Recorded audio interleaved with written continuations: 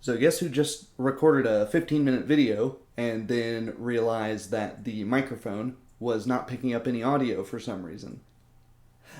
So, Ramsey Dewey recently got sort of embroiled with the HEMA community, which I found very interesting because I think he's a cool dude and he's shouted out some historical fencing societies out there before and has said it's a really cool thing and has made a fairly reasonable assessment, which is weapon sparring kind of sucks because all of the simulators are imperfect. And people got mad at this because people took it as weapon sparring kind of sucks, therefore I shouldn't do it. That's not what he's saying, though I see how you could come to that conclusion. If I tell you a movie kind of sucks, you would probably walk away with the expectation that I'm telling you don't watch that movie, don't waste your money and your time, right? Nonetheless, I'm not here to over discuss that. I want to add some context and actually talk about some of the simulators that we have to use. I don't have an exhaustive list, but I do have 3 or 4 items here that we can use to simulate sword sparring. I want to talk, so I basically acknowledge that Ramsey mostly gets things correct.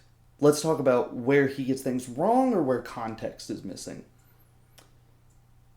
He mentions in one of these videos how many people would agree to an unarmed fight with few rules. Quite a lot. How many people would agree to a duel with swords to the first blood? Not many. It depends on how much you're paying me, is honestly the answer. People die in boxing, in Muay Thai, in lots of unarmed martial arts. You can kill people with it. In fact, Ramsey Dewey even has a video on body conditioning being stupid, hanging from a pull-up bar and letting a guy just throw shovel hooks into your gut over and over again. He has a video on that being stupid because people have died from liver shots and getting just hernias, all sorts of ruptured stuff that's no good. You get an infection and then you die. Yes, it's not the same as being stabbed by a sword, but here's an important distinction. He's missing historical context here. The duels that were to first blood typically did not allow thrusts, at least in Germany. Meyer specifically says this in his 1570 treatise. He effectively teaches thrusts almost exclusively as a provocation. He doesn't intend to land the thrust. He thrusts to force the guy to move out of the way, because even though it's against the rules, you're going to do something about it. A lot like an eye poke or something like that.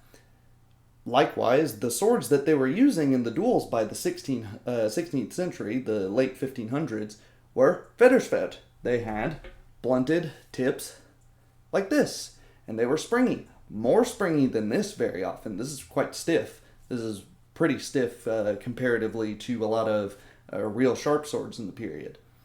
So it depends on what context we're talking about. Are we talking First Blood 16th century? Or are we talking First Blood 15th century? Are thrusts allowed? Are we wearing padded jackets? Does it have to be to a specific target? Historically, we have rules to back up this fighting. But then he also says, well, the weapon sparring doesn't prepare you adequately for an aggravated assault with a weapon, whereas unarmed sparring adequately prepares you closer to an aggravated assault without a weapon. That I agree with. People were making some ridiculous claims like, well, you don't keep sparring after somebody's taken you down and just start stomping on your head. No, but we, likewise in HEMA, typically don't keep sparring after somebody hits you bang in the head like that and then delivers a thrust and then delivers another cut, because we assume that you're probably either, one, getting ripped off of the other guy by your seconds in the case of a duel, or you're dead.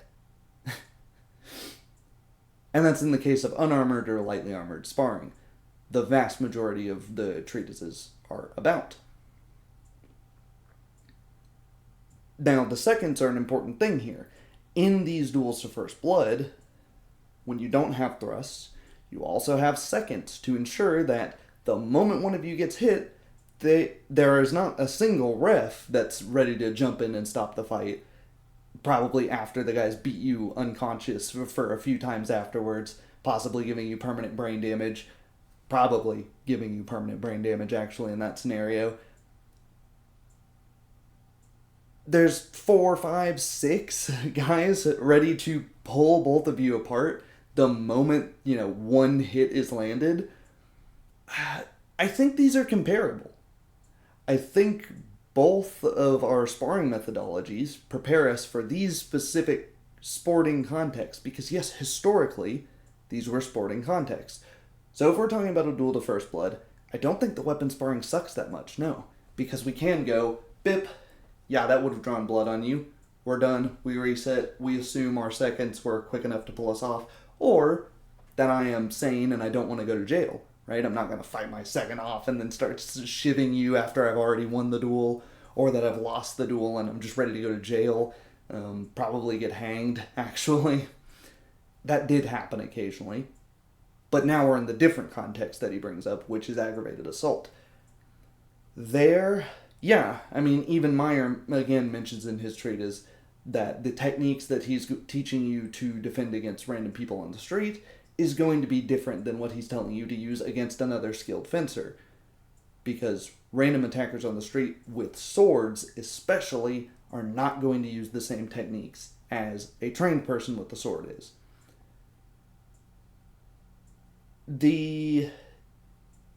An important context here, though, is tournaments, and I do agree that tournament rules are obnoxious and they cause issues, right? They cause people to be way more aggressive than they otherwise would be because they know, bip, I can eat that and I'll lose a point. If it were an aggravated assault, or if it were a duel to first blood, you would have just lost. There wouldn't be a reset and then we go again, right? No, that would have been it. It's a one and done sort of ordeal. You'd have seconds to pull the other guy off.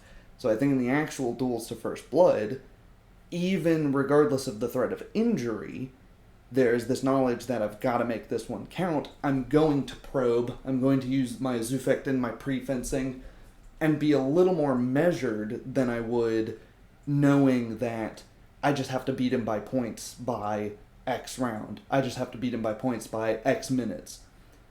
Again, though, the same thing is true of sparring in a gym.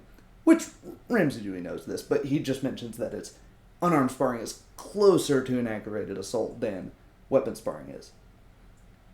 But there's a spectrum of suckitude with our weapon simulators. So let's get into the specific simulators. This is a Penty Type 3 Oakshot Type 15 arming sword. It's very stiff, as I mentioned earlier. It's got a blunted tip. It's very thick. It is in the family of polypropylene or nylon trainers. These have two main issues, which is this is a little stiff. Most historical metal swords were not as stiff as this is. There are some, so this is on the stiffer end of a reel. The weight, however, is correct. The handle, it's good. Point of balance, all of that's good. You can throw all sorts of your attacks. You can thrust with it. You can do pretty much anything you could with a normal arming sword. However, because it's not sharp, when you come edge to edge, they will not bite into each other. They will slide much more easily than two sharp swords would. Simbrogi, the school I have attended before, has some great demonstrations of two guys in plate taking two machetes, hitting them into each other, and seeing that they are now pretty stuck together. It would take a concerted effort to remove it from the other one.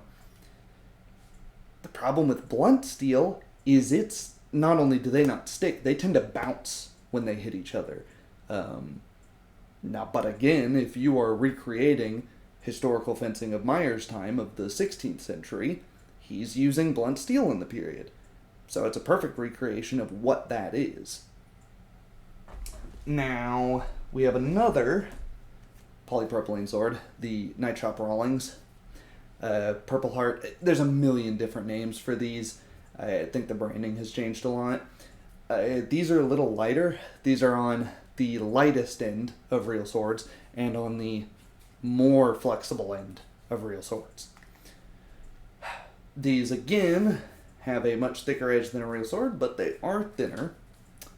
They also have that blunted tip, and again, you're going to get hit by this and probably be okay. However, there is not this total zero aversion to injury from sparring with these that you might think so. You are still going to have some amount of self-preservation. I can show some gross images and plenty of video of people getting hit in armor with blunt steel, or even these. Kyle Tully at Simbrogi will tell you he has seen more people injured with these polypropylene trainers than blunt steel, than any other trainer that you could use. Because people are more worried about using the blunt steel. There's something about having something made of steel, even if it weighs the same, even if it's just as flexible. When you have that in your hand, you know, I could hurt someone with this. This kind of looks like a toy. People are whacking away with it. But guess what happens? The moment you get hit one of these really hard in light gloves and you fracture or break a finger, you go, holy crap, these are no joke. And you suddenly start defending yourself quite a bit better than you otherwise would. Ask me how I know. We also have, again, historical context, the humble leather dusik. This is something they would have used historically to train with.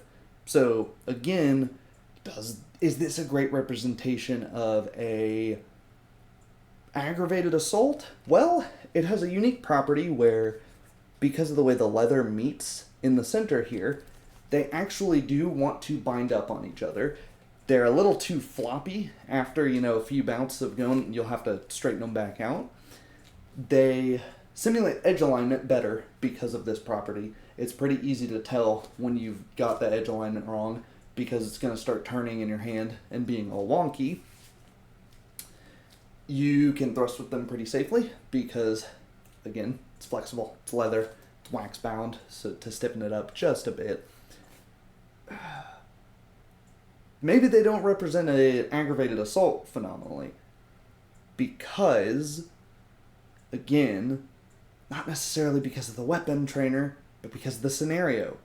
We're not trying to simulate an aggravated assault in HEMA, which is why I'm confused as to why HEMA people thought it was even really about us.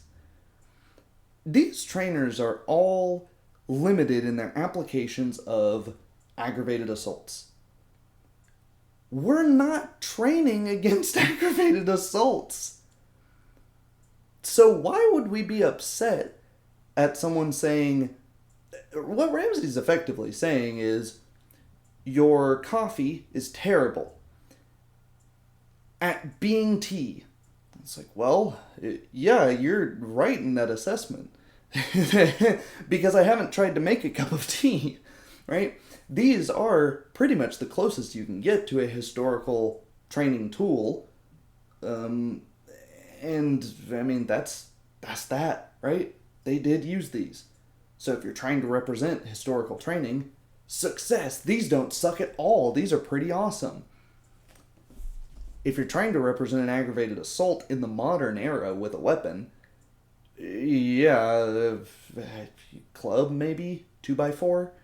When we're talking about blunt weapons, I think these do a pretty phenomenal job. The context needs to change, though.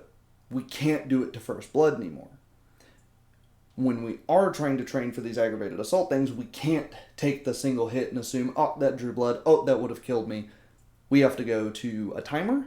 We'd have to go to sort of looking at police response or guard response times historically, thinking about those sorts of things and seeing how long can you survive with minimal damage until people better armed than you can arrive and pull the guy off of you, kill him, arrest him, whatever needs to be done.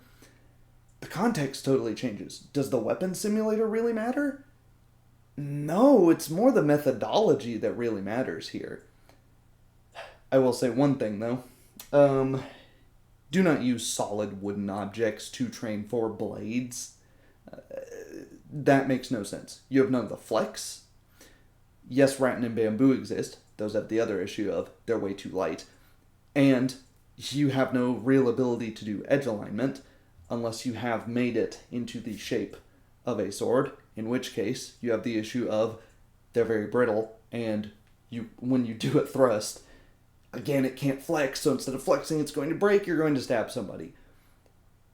You can't really use these wooden wasters, and historically, we don't have a whole lot of evidence that they used wooden swords of that variety, because a blunt steel sword that's flexible is actually a safer thing to use than a piece of wood that's going to stab you and kill you or give you an infection or maim you horribly.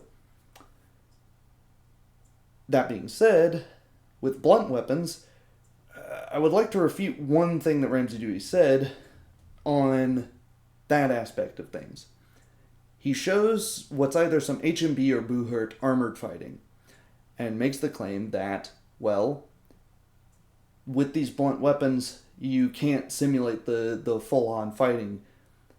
Now, he didn't specifically mention armored fighting, but he is showing the video of it, and the channel Dekitim shows that actually, with blunt weapons, you can absolutely just make a blunt weapon and go full force, beat the absolute crap out of another guy in full plate, and that can be a fight. Because effectively, once you put on all of the armor that they would be wearing, and have the weapons they would have been using, now it becomes like unarmored, unarmed, hard sparring, right?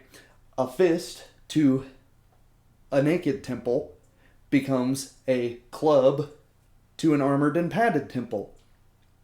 Is your head still shaking around in here? No, because it's not like boxing headgear. Well, not to the same extent as boxing headgear. Yes, you are still taking some brain damage.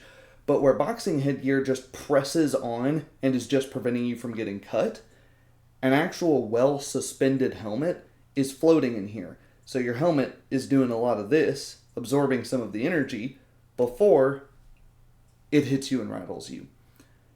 So yes, if we're talking about blunt weaponry, actually we can simulate what an aggravated assault would be in two armored opponents who have realized that they're going to fight each other on the battlefield. They've seen each other or whatever, and are now going to start fighting each other. When we talk about other battlefield contexts, like he mentions Shaka Zulu, we can't really simulate that kind of mass-scale conflict for the reasons of not really the weapons being poor, but our inability to gather that many people together who want to do this kind of thing, who have this kind of training, who would have the same physiology of the people of the time. We can't just clear out cities and do city fighting. Making wagon forts is, in and of itself, very difficult to do. It's not practical to do that sort of thing. So he's correct in that battlefield fighting, it does suck to try and simulate that sort of stuff. We can't simulate the press. We just don't have the number of people to simulate the number one killer on most battlefields, pre-gunpowder, and even in early gunpowder, which is just getting stuck between 2,000 people and having nowhere to go, just getting mashed up against somebody. Final point I want to make. Shame on the Ultimate Self-Defense Championship. This is where Ramsey Dewey is 100% vindicated, and he should have mentioned this, but he said he was never going to make another video on it, so I respect him for that. But I'll mention it for him. A marker does not represent a knife in any way, shape, or form. These reality-based self-defense guys are absolute trash. This is absolute nonsense. I want you to tell me where this represents a knife. Oh, because it's vaguely as big? Well, no, it's not. This sticks out nothing from here. It might represent a box cutter. Do you know how much damage I could do with a box cutter? I would have to hit you in some very key locations quite repeatedly, or it would be a struggle, let's say that. It would be easier for me personally to strangle you to death than it would be to kill you with a box cutter. This is an absurd comparison here. And the most absurd part is the slash. The little slash across the chest and you're dead. We consider you to be totally dead. Remember how I said we can't do that if we're simulating an aggravated assault? People have to get specifically stabbed a lot before they die. This is why most states and cities with knife carry laws restrict the life length to 3 inches, 3.5 inches or so. Because at that length, it's very unlikely that the depth of the wound is enough to reach an organ and cause any significant damage. Because width of wounds does not kill. That's why we were able to have these first blood duels in the past without thrusts. Because a little slash across the forehead or across the chest, some guilds had it and cities had it based on the cut had to be above the brow or on the head in general. Kind of difficult to tell depends on the translation. Some places it had to be anywhere, but you're wearing really thick clothing in the period typically, so you're much more likely to get a cut to bleed if it lands up here. They could do that because it probably wasn't going to kill you, even with medieval and early Renaissance medicine. This is not going to kill you. You have quite a long time to fight back from this. And with something this short, even that is not going to kill you. Even stabs have something like an 83% survival rate in most first world countries. Something like this, where I'm stabbing you a lot of little times, guess how often that happens in prisons, and how often people live through it, how often people just end up coming out scarred up. I have a scar on my leg that I won't show you because I'd have to jump up to my standing desk to show you, because I've been stabbed by what was probably an X-Acto knife or something like this. I was at a convention. I feel my pant leg get wet. I think, have I pissed myself? And I look up, no, I'm bleeding from the leg. I talked to other people have also been stabbed at this convention at the time. I don't believe they ever caught the guy. We really want to be realistic about aggravated assaults with bladed weapons, with little knives, little concealable knives like this, the guy's not going to announce that he's approaching you and stabbing you. The HEMA context is totally different to the self-defense context, which is why I don't get why people were being upset. Because it's a totally different context, right?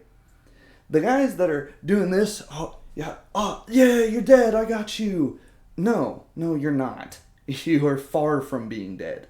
Even if it's something big like a machete, you can take a pretty bad cut and still end up alive. You can definitely still cause a problem for your attacker. People have been shot in the neck and survived, stayed conscious even, and continued fighting. So, I guess what I'm saying here is, it's a tricky thing, right? People are way more resilient than a lot of us give them credit for.